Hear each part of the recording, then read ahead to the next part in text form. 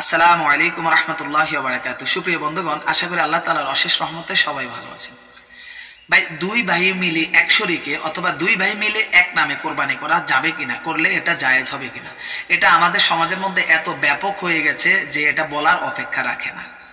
যেমন এক শরীকে এক ভাগ করবে, দুই ভাই মিলে এক নামে কোরবানি করবে। 30,000 টাকা কোরবানির একটা ভাগ আসলে এক ভাই 20,000 দিল, আর এক ভাই 10,000 দিল। এর পরবর্তীতে দেখা যায় কোরবানি করার পরের দিয়ে গোশতগুলো আনলে দুই ভাগ করে দুই ভাই নিয়ে গেল। এই বিষয়টা আসলে কতটুকু জায়েজ হবে আর এভাবে করা যাবে কিনা, এই বিষয়ে আজকের আলোচনা। অহরহর ঘটছে এগুলো আমাদের সমাজে। বা এটা সম্পূর্ণ নাজায়েজ, এটা কোনো ক্রমে জায়েজ হবে না, এটা সম্পূর্ণ নিষিদ্ধ। এভাবে করলে আপনার কোরবানি আদায় হবে না, যারা এভাবে অন্যদের সাথে শরীক হবেন তাদেরও কারো কোরবানি আদায় হবে না।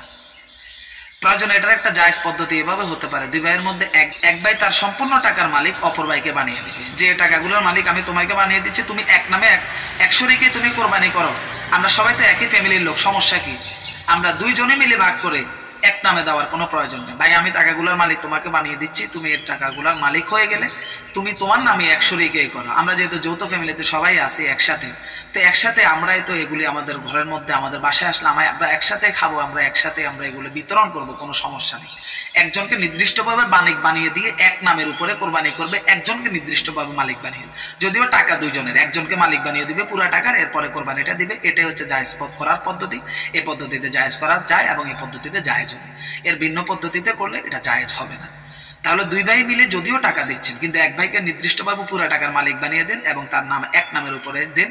এভাবে করলে জায়েজ হবে। দুই ভাই সওয়াবের উদ্দেশ্যে অনেক কাজ অনেক মানুষ করে, কিন্তু সঠিক পদ্ধতি না থাকার কারণে সওয়াবের জায়গার মধ্যে এটার বিপরীতটা হচ্ছে।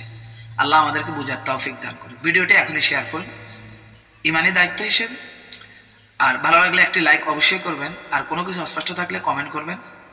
আর চ্যানেলের প্রত্যেকটি গুরুত্বপূর্ণ আপডেট এবং ভিডিও পাওয়ার জন্য এখনই সাবস্ক্রাইব করুন।